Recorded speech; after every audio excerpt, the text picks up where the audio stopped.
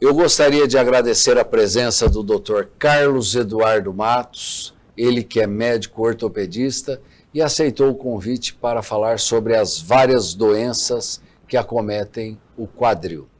Carlos, já para iniciar o nosso programa, eu gostaria que você falasse sobre as doenças degenerativas do quadril. Bom, boa noite, queria agradecer o convite, a oportunidade de estar aqui mais uma vez com você. Então, o quadril, as doenças degenerativas do quadril, elas vão incluir aí as osteonecroses, as coxartroses, que são os desgastes que a gente chama, e as artrites, né, que são as inflamações mais agudas na articulação coxo-femoral, a articulação do quadril, como ela é conhecida mais comumente, né? E como você distingue cada uma delas? O exame físico é fundamental e a gente também vai avaliando um pouquinho o perfil epidemiológico. O que isso quer dizer? A faixa etária que está te procurando ali no consultório ou no ambulatório, e a partir dali você começa a imaginar algumas hipóteses diagnósticas. Então, cada fase da vida, cada faixa etária vai te levar a pensar num determinado diagnóstico. E com um exame simples, principalmente na imensa maioria das vezes, uma radiografia e um bom exame físico, você consegue chegar já muito próximo do diagnóstico final. Quais são as características clínicas de uma artrose do quadril? Bom, basicamente ela é muito insidiosa. É difícil um paciente chegar para você, meu quadril começou a doer ontem, e aí a partir de hoje a gente acha que está com artrose. Então é aquele quadro mais arrastado, geralmente pacientes já acima dos 60 anos de idade, né, mais comumente. É um quadro arrastado, o paciente inicialmente tinha um pequeno incômodo, com o passar dos meses, às vezes até alguns anos, ele começa a ter uma limitação. Então antes eu conseguia andar 2, 3, 4 quarteirões sem dor. A partir de agora eu começo a ter dor a partir de 1 quarteirão, meio quarteirão. São dores mais relacionadas ao movimento e que acabam melhorando um pouquinho ao repouso, mas que com o tempo, mesmo no repouso, principalmente sentando, ele começa a ter dor. Esse tipo de doença, que é essa artrose, tem tratamento hoje ou tudo acaba em cirurgia? Não, a gente sempre tenta... Primeiro a gente tem que entender que a artrose ela passa a ser considerada uma doença ou um problema a partir do momento que ela vem numa faixa etária muito pregressa. Então, aquele paciente ativo que começa a ter uma limitação muito severa. A artrose, o famoso desgaste, ela é progressiva, degenerativa, claro, né? Cronifica e progressiva. Ela é incurável. O que a gente tenta fazer dentro dos tratamentos não cirúrgicos é retardar essa evolução de maneira que o paciente consiga executar suas atividades com o mínimo desconforto possível. A cirurgia está indicada a partir do momento que a qualidade de vida, a locomoção, a mobilidade estão extremamente prejudicadas. Certo. E o tratamento fisioterápico ajuda bastante? A fisioterapia ajuda muito, principalmente para manter a musculatura bastante potente, com uma tonificação adequada para que o paciente consiga promover suas caminhadas, sua mobilidade. Você tenta evitar um pouquinho o impacto, então a hidroterapia também ajuda bastante, tá certo? E hoje em dia a gente tem o advento do ácido hialurônico, que é um medicamento que tende a tentar, não digo regenerar, mas limitar um pouquinho a evolução desse quadro, que com as famosas infiltrações você consegue limitar o processo inflamatório, tentar retardar um pouquinho o processo evolutivo da artrose e tentar levar o paciente sem fazer a cirurgia. Esse ácido hialurônico também serve para o quadril? Eu sabia que servia lá para o joelho. Para o quadril também? Ele serve na verdade para todas as articulações. A questão que você tem é o volume que você consegue injetar. O quadril é uma articulação menor, então a partir de 2, 3 ml de ácido hialurônico, que a maioria deles hoje tem na casa dos seus 5 ml, então, óbvio, você vai adequando os volumes, mas qualquer articulação pode ser beneficiada com o uso do ácido hialurônico.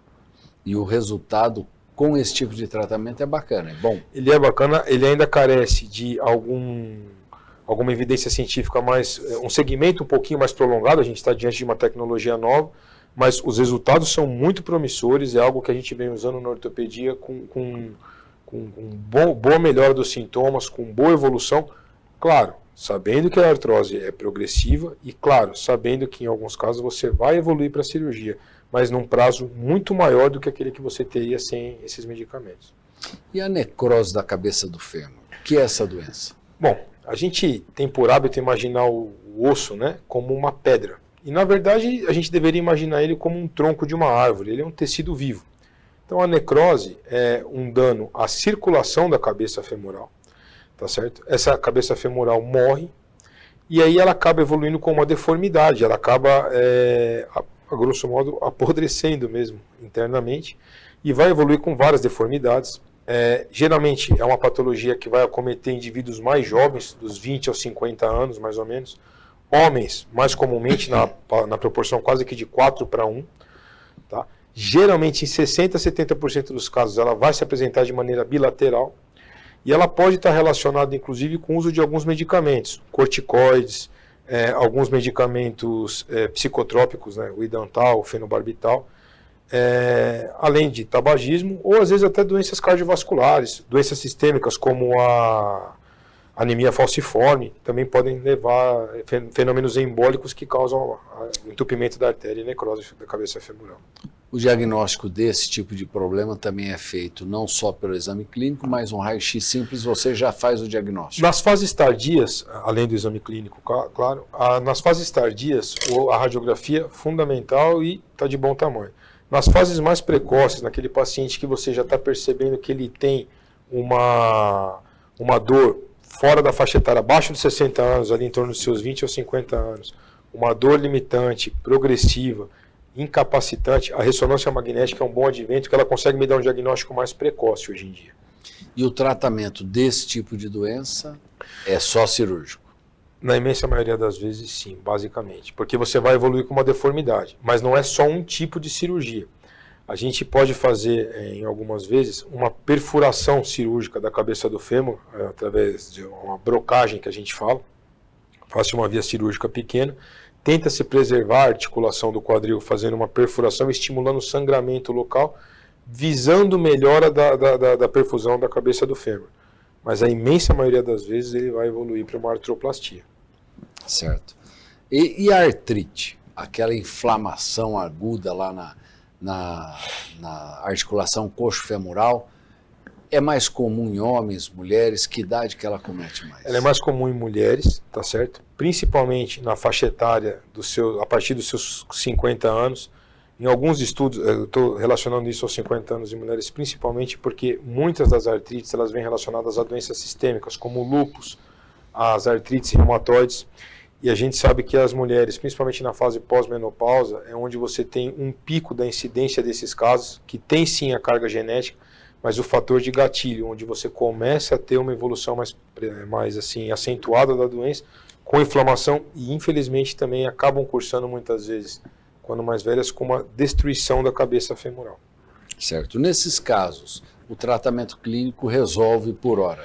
Enquanto você não tem... A ideia sempre do tratamento clínico é você atuar enquanto não há uma destruição, uma lesão da cartilagem, da região condral que a gente fala. Então, existem diversos tratamentos através do advento de medicamentos biológicos, nos casos das doenças reumatológicas sistêmicas, mas muitas vezes o anti-inflamatório, a própria fisioterapia, as infiltrações com corticoides, em alguns casos de sinovite, você consegue frear, já que se trata de um quadro agudo, frear essa evolução e, quem sabe, preservar a cabeça do fêmur. Então, das doenças, essa é uma das quais a gente, conseguindo identificar e agir de maneira precoce, eu tenho uma boa possibilidade de evitar o tratamento cirúrgico. Legal. O que são as doenças do desenvolvimento do quadril? A gente taxa de doenças do desenvolvimento do quadril, na verdade, uma gama de cirurgias, de doenças, né? Que são basicamente as displasias do desenvolvimento do quadril. Então, na ortopedia a gente chama de DDQ, que são as luxações congênitas, né?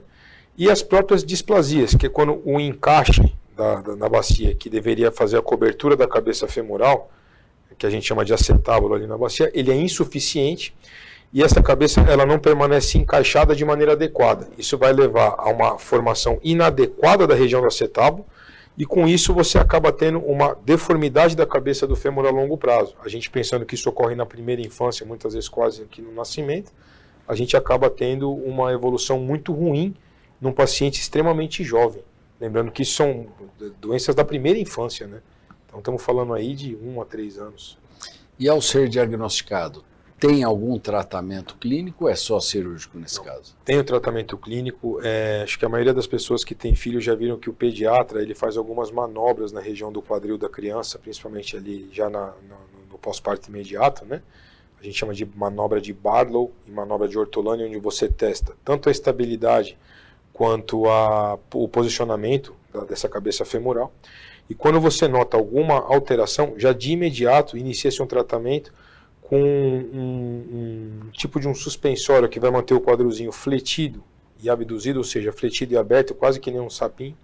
O nome é Pavlik, tá? E ele vai ser mantido até os 6 anos. Lembrando também que na criança a radiografia ela é insuficiente para a gente avaliar a cabeça femoral. Então, a ultrassonografia nesse primeiro momento é o exame de escolha para a gente avaliar a cobertura óssea, a cobertura do tetracetabular, e a partir dali a gente definindo até quando se mantém esse suspensório, em torno de 6 meses a partir da data do diagnóstico, mais ou menos. Certo. Existe aqui uma outra doença, ó, epifisiólise. É um nome já mais difícil aí.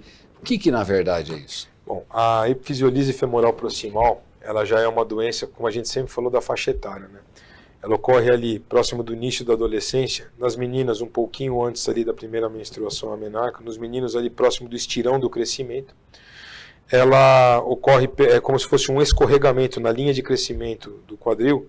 A linha de crescimento da cabeça femoral, ela ocorre um escorregamento, ela vai para a região posterior e lateral do fêmur, do quadril, ela vai sair da cobertura ali da bacia do acetábulo, causa muita dor. Muitas vezes o diagnóstico acaba sendo difícil porque por um reflexo de um nervo chamado obturatório, a criança queixa-se de dor no joelho e o problema na verdade está no quadril. Então é algo que tem que ser bastante examinado, bastante avaliado. E ela não está relacionada, às vezes, muitas vezes com um trauma.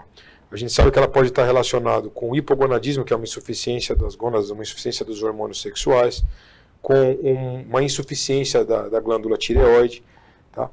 Pacientes geralmente mais obesos, no caso aí os meninos mais comuns, as meninas, perdão, mais comum, e na faixa dos 11 e 12 anos. Mas é uma doença que foge um pouquinho essa parte do desenvolvimento da criança, ela já está no adolescente ali. Certo. E isso daí, existe uma fisioterapia, um tratamento específico, ou isso daí tem que fazer alguma cirurgia para voltar para o lugar? Nesse caso, a gente não é nem voltar para o lugar. A ideia é você fazer uma fixação in situ. O que isso quer dizer? Ocorreu o escorregamento, você tira a carga da criança, faz o diagnóstico através de algumas linhas radiográficas e ângulos que a gente traça. Você faz uma fixação com parafusos in situ e muitas vezes, uma vez que ocorreu de um lado, você vai já profilaticamente fixar contralateral com parafuso. Ela é uma cirurgia minimamente invasiva, mas no local onde ocorreu esse escorregamento, você sabe que vai evoluir com uma lesão da cartilagem. Então, no longo prazo, é uma criança com alta probabilidade de ter aí um desgaste na articulação do quadril. Certo. Ô Carlos, existe também os atletas que acabam tendo um desgaste maior aí do quadril, acabam tendo lesões, estiramentos de alguns tendões. Isso daí realmente ocorre pelo excesso ou algum despreparo desse pessoal? Na verdade, não é nem um despreparo, né? Eu trabalho com alto rendimento aqui na cidade já há alguns anos, no departamento médico do SESI Vôlei Bauru, do Bauru Basquete, junto com o meu amigo Dr. Roger, e recentemente no Noroeste. O esporte é vida, o esporte de alto rendimento é suicídio. Né? A gente imaginar que eu estou submetendo o meu corpo a uma carga excessiva, diária, e extremamente desproporcional em relação às atividades diárias do ser humano comum, vamos dizer assim, eu vou pagar um preço alto. Então, o atleta está mais propenso a desenvolver as doenças degenerativas devido ao alto grau de exigência que ele tem. As pubalgias, os ressaltos do quadril, que a gente sente um trepidar na região lateral do quadril, é um ressalto de face lata que a gente fala. A gente vai ter também as famosas pubalgias que encerraram a carreira de alguns promissores jogadores, o Kaká é um deles, tá? Onde você tem uma inflamação na região da sínfise, a região anterior do quadril, inflamação dos adutores. O próprio tenista lá, o Guga, ele teve. O Guga teve um impacto femoroacetabular, onde ele tinha uma inflamação na cartilagem do quadril, tá certo? por uma deformidade e acabou mesmo sendo submetido a uma cirurgia. Hoje em dia a gente tem as artroscopias, é o vídeo do ortopedista, o artroscópio, né? Mesmo sendo submetido a uma artroscopia por um dos papas desse tipo de procedimento naquela época nos Estados Unidos, ele não conseguiu. O Wade Murray também recentemente submetido a uma artroplastia do quadril. Então, são lesões por uso excessivo e repetitivo que o atleta infelizmente está sujeito a ter. Certo. Isso daí tem como você prevenir algo, fazer algo que ele possa se beneficiar e não ter um desgaste tão precoce? Antigamente, na nossa época, tinha que fazer um aquecimento antes do indivíduo jogar e tal. Se não fizesse um aquecimento, ele podia estirar um tendão, piorar. Realmente isso faz um grande diferencial. No pós-jogo, hoje a gente vê algumas seleções que vão para a piscina, outras colocam gelo, outras fazem um trote para relaxamento. Realmente isso faz um diferencial? Hoje em dia, essa área ela é extremamente priorizada nos clubes, principalmente os grandes clubes de alto rendimento. A gente vê ultimamente aí Palmeiras, Flamengo, o próprio Corinthians atuando bastante nessa área. Você tem sim, a gente atuando de maneira multidisciplinar, juntamente com o fisioterapeuta, com o fisiologista, você tentar prever quando essa lesão vai ocorrer através de alguns exames laboratoriais, para avaliar a degradação muscular, alguns exames onde você vai avaliando zonas de calor aumentadas no corpo, onde você pode tentar diminuir o ritmo de determinada atividade. O preparador físico, com exercícios não tão extenuantes, exercícios mais de fortalecimento, utilizando muitos aparelhos. A própria câmara hiperbárica, que é algo que promete uma hiperoxigenação muscular, tentando diminuir, limitar o número de lesões, tanto musculares quanto condrais, que ainda carece de estudos, mas vem sendo usada com bons resultados nos grandes clubes. Então, hoje, esse é o principal mote de investimento dentro dos centros de excelência nos clubes. A parte regenerativa com fisioterapeutas, exames laboratoriais, preparadores físicos e médicos atuando todos juntos para tentar atuar sobre o bem do atleta e o bem do clube também. Existem também vários tipos de tumores que acometem o quadril, tanto primário como metástase para o quadril. Como é feito o diagnóstico? Bom, os tumores, na verdade, eles acometem o sistema musculoesquelético. A imensa maioria deles, ele é metastático, ou seja, a origem primária não está ali. Muitas vezes a gente só descobre a presença do tumor mediante a presença de uma fratura essa aqui, onde não houve um trauma, o paciente pode ter tido simplesmente uma mudança de direção, ou está sentado, já vinha com uma dor, algum incômodo. Está sentado, um simples movimentar do membro levando a uma fratura, e é ali que você acha. A gente sabe também, estatisticamente falando, que quando você desconhece o local de onde tem o tumor primário, e a imensa maioria das vezes, ele é secundário a tumores de pulmão e rim. Então, seguindo no homem a gente sempre tem que ficar atento com a próstata e nas mulheres na mama, que são as áreas mais comuns de acometimento oncológico. Uma vez que você tenha, através de uma fratura ou através de uma dor que não cesse, com exames de radiografias ou a própria ressonância magnética mais recentemente, encontrou essa fratura, é feito um estadiamento, geralmente acompanhado pelo oncologista ortopédico e pelo oncologista clínico, onde você vai fazer estadiamento dos demais órgãos, tentando achar tanto tumor de origem primária, em caso de existência, e no caso do tumor ósseo, programando já o tratamento definitivo, que geralmente é bastante agressivo. Certo. Com relação às fraturas, Carlos, a gente vê com uma frequência muito maior as fraturas no idoso. Você falou agora do tumor, que ele pode dar fratura, mas as quedas também levam os idosos a fratura no quadril. Qual é a principal fratura no quadril, principalmente nos idosos? A principal fratura são as fraturas que a gente chama de pertrocanterianas, que são as fraturas um pouco abaixo do colo, na região de transição entre a extremidade do osso, a cabeça do fêmur, e o corpo do osso, a diáfise. Elas são as fraturas mais comuns, também mais comum em mulheres acima dos 65 anos. A população está envelhecendo, isso não é só no Brasil, é um fenômeno mundial, e você começa a ter, principalmente por carências de cálcio, carências referentes a sol, a vitamina D, você começa a ter um osso um pouquinho mais enfraquecido. Nas mulheres tem a questão hormonal da menopausa, e você acaba tendo fraturas, uma quantidade muito grande por traumas desproporcionais, uma simples queda, que você já teve várias na vida, a pessoa acaba tendo uma fratura de um osso longo, que é o fêmur, e isso acarreta também uma série de complicações que podem levar, inclusive, o indivíduo à morte. Não pelo sangramento em si, mas pela carga de atividade inflamatória que ocorre no corpo. Ô Carlos, até para desmistificar, existem as próteses de quadril.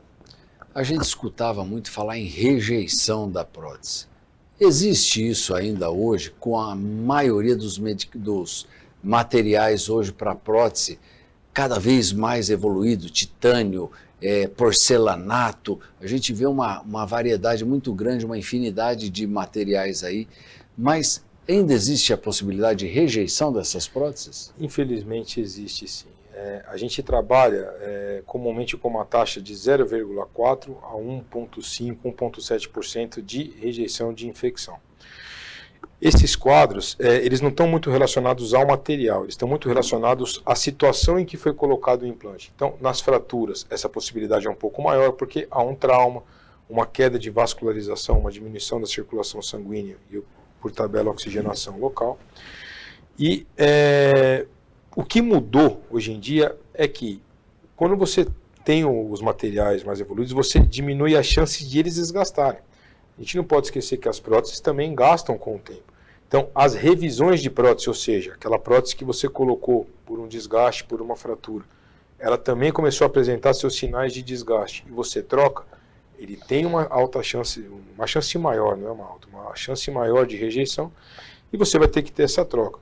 Então, com a maior durabilidade dos materiais, você consegue limitar o número de revisões e diminuir o número de quadros de rejeição, né, a famosa infecção. Mas o que a gente tem hoje em dia são técnicas para você tentar tratar essa infecção, controlar e manter a prótese. É nisso que a gente tenta focar um pouquinho mais hoje. Legal. Eu acredito que nós tenhamos falado aí de uma maneira genérica aí dos vários problemas que ocorrem no quadril. Mas mesmo assim eu gostaria que você deixasse uma mensagem para o nosso telespectador. Bom, em primeiro lugar, além de agradecer a presença aqui, pensando na osteoporose, que foi o último caso que a gente falou das fraturas de fêmur da população envelhecendo. Lembrar que o osso ele é algo dinâmico, sempre renovável. Então, portanto, aquela caminhada, de preferência na parte da manhã, com um pouquinho de sol, ajuda muito a prevenir a osteoporose. Um osso firme é um osso firme, um osso bem calcificado, é um osso com menor possibilidade de fratura, e com isso a gente consegue manter os idosos mais ativos, mais saudáveis e longe aí dos nossos consultórios por mais tempo, se Deus quiser. Joia, eu gostaria de agradecer a presença do Dr. Carlos aqui no nosso estúdio. Acredito que tenhamos falado de uma maneira clara, simples, mas se ainda assim restaram algumas dúvidas, queiram encaminhar para a TV Prevê, tenho certeza que o doutor terá o maior prazer em respondê-las. Muito obrigado e muito obrigado a você, nosso telespectador, e fica aqui o convite para que na semana que vem estejamos juntos aqui para mais um Prevê Saúde. Tchau.